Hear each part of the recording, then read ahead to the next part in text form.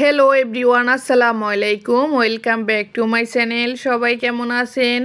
যে যেখান থেকে আমার ব্লগ ভিডিওটি দেখা শুরু করে দিয়েছেন, আল্লাহর অশেষ রহমতে ভালো আছেন, সুস্থ আছেন। আলহামদুলিল্লাহ, আমরা সপরিবারে ভালো আছি। মারিয়া লাইফস্টাইল অ্যান্ড কুকিং চ্যানেলে আপনাদের সবাইকে আরও একবার স্বাগতম। প্রতিদিনের মতো আজকেও নতুন একটি ভিডিও নিয়ে এসেছি আপনাদের মাঝে। আশা করি ভিডিওটি আপনারা প্রথম থেকে শেষ পর্যন্ত দেখবেন। এটা আমার আজকে সারাদিনের করা। আজকে দুপুর থেকে আমি ক্যামেরাটা অন করছি, আপনাদের মাঝে একটু শেয়ার করব।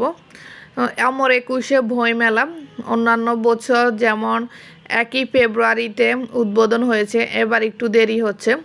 এর মধ্যে দেখেন আমরা আসছি অনেকক্ষণ হয়েছে।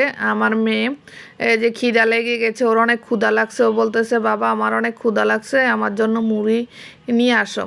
তোর বাবা ওর জন্য 10 টাকার মুড়ি নিয়েছে আর একটা পানির বোতল নিয়েছে 20 টাকা দিয়ে।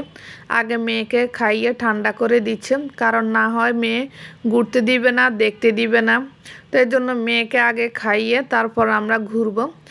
বইমেলাটা আমাদের বাসার থেকে খুবই কাছে। আগে তো বাংলা একাডেমিতে শুধু বইমেলা হয়েছে, আমরা যখন ছোট ছিলাম তখন দেখলাম। এখন দিন দিন অনেক বড় হচ্ছে, এজন্য সোহরাওয়ার্দী উদ্যানের ভিতরে চলে যাচ্ছে বইমেলাটা। চলে গেছে প্রায় কয় বছর আগে। আমরা চিচিমপুর দেখার জন্য আসতাম প্রতিদিন বলতে প্রতি শুক্রবার শনিবার 2 বা 3 বার চিচিমপুর হতো। গত বছরও হয়নি, এবারও দেখতে পেলাম না এখনও। জানি না উদ্বোধনের আগে ওনারা প্রস্তুত করে কিনা স্টলগুলো। দেখতে পাচ্ছেন সোহরাওয়ার্দী প্রাঙ্গণে বইমেলার প্রস্তুতি প্রায় শেষ পর্যায়ে পৌঁছেছে। বিভিন্ন স্টল সাজানো হচ্ছে, নিরাপত্তার ব্যবস্থা প্রস্তুত করা হচ্ছে। খুবই সুন্দর দেখা যাচ্ছে, খুবই ভালো লাগতেছে। দিন দিন অনেক আধুনিক হচ্ছে, আগের তুলনায় এখন আরও উন্নত হচ্ছে। বিভিন্ন স্টলগুলো প্রায় প্রস্তুতি শেষ, কারণ মাঝখান দিয়ে আর একদিন বাকি। আজকে তো মঙ্গলবার, বৃহস্পতিবার শুনছি মাননীয় প্রধানমন্ত্রী বইমেলা উদ্বোধন করবে। তো এই জন্য আমি প্রতি বছর উদ্বোধনের আগে একবার আসি, ঘুরে গিয়ে দেখি কোথায় কোন স্টল বসেছে। তো যখন একবারে পুরো বইমেলা উদ্বোধন হয়ে যায় তখন তো অনেক ভিড় থাকে, মানে হাঁটা চলতে অনেক কষ্ট হয়ে যায়। তো এই জন্য আমি উদ্বোধনের আগে একবার দেখে যাই যে বইমেলা কোথায় কি বসে। তো আমার মেয়েকে নিয়ে আসি। আমার মেয়ে তো প্রতিবারে এই বইমেলা আসে। তো আমার মেয়ে প্রথম বছর যখন ও ছোট ছিল তখন চিচিমপুর দেখেছে। এরপরে গত বছর হয়নি, এবছর হবে কি না দেখলাম না এখনও। জানি না এই 2 দিনের ভিতরে ওনারা প্রস্তুত করে কি না। তো সাংস্কৃতিক মন্ত্রণালয় ঘোষণা জানা গেছে 25শে ফেব্রুয়ারি দুপুর 2টায় প্রধানমন্ত্রীর আগমন থাকছে এবং আনুষ্ঠানিকভাবে বইমেলা উদ্বোধন করবে। মানে বইমেলা উদ্বোধন হচ্ছে। এদিকে একটা পুকুর ছিল ভিতরে, সোহরাওয়ার্দীর মাঠের ভিতরে একটা পুকুর ছিল, ওটাকে দেখলাম মানে সংসদের মতো করতেছে। কাউকে পেলাম না জিজ্ঞেস করার জন্য, সবাই কাজ করতেছে। ওনারা বলতেছে ওনারা জানেন যে এটা কী হচ্ছে বা কেন হচ্ছে, জানতে পারলাম না। এদিকে কাজ চলতেছে আর ওইদিকে বইমেলা পুরো প্রস্তুত প্রাঙ্গণ। বইমেলা মানেই আমাদের ভাষা, সাংস্কৃতিক, সাহিত্যের ঐতিহ্যের মিলন মেলা। আমরা ছোট বড় সবাই আসে, কেউ আসে কিনতে, কেউ আসে দেখতে, কেউ আসে ঘুরতে।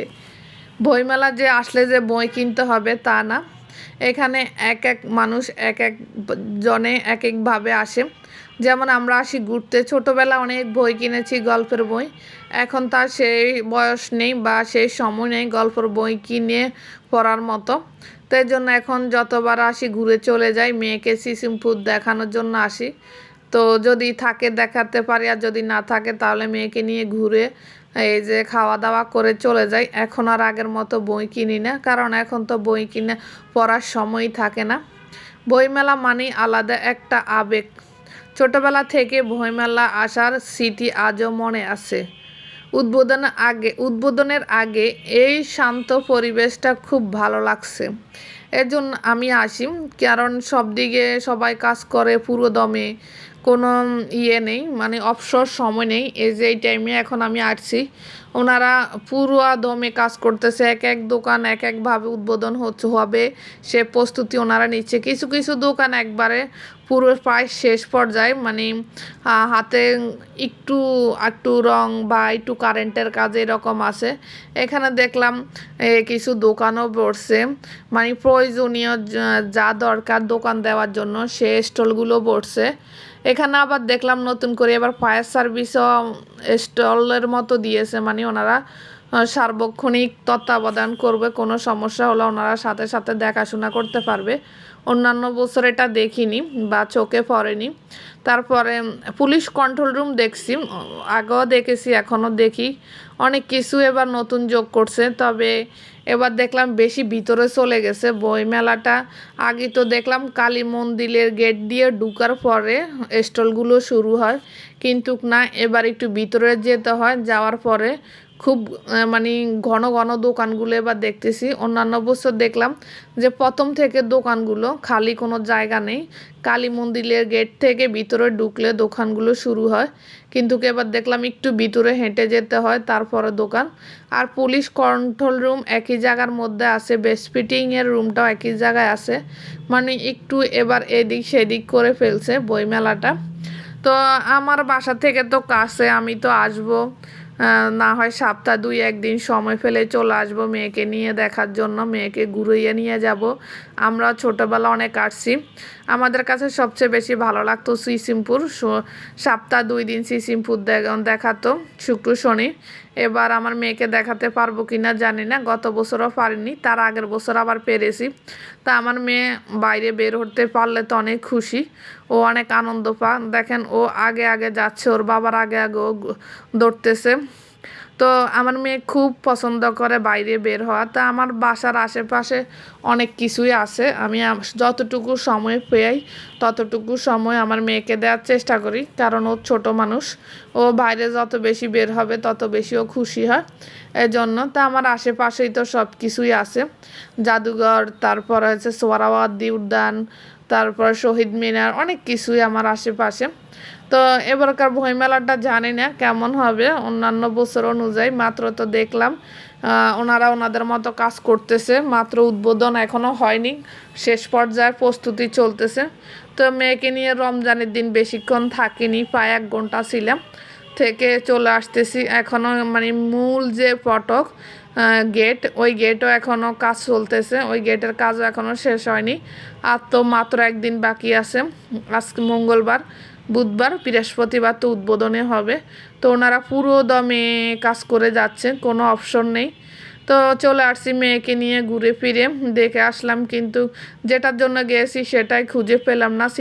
সিসিমপুরের জন্য বিশেষ করে যাওয়া হয়েছে ঘোরার জন্য, যে আমার মেয়েকে দেখাবো। পরে এসে বাসায় ইফতার রেডি করছি। আমার আব্বু একটা প্যাকেট পেয়েছে হলের মধ্যে, এই যে রোল, পেঁয়াজু, তারপরে বেগুনি, একটা অল্প একটু মুড়ি, তারপর একটা জুস, একটা জিলাপি, একটা খেজুর, কিছু ছোলা, একটা ডিম, এরকম একটা প্যাকেট দিয়েছে। মহসিন হলের মাঠে ইফতার বিতরণ করছে আজকে। তো আমার আব্বা একটা পেয়েছে, তো আমার মেয়ের জন্য নিয়ে এসেছে।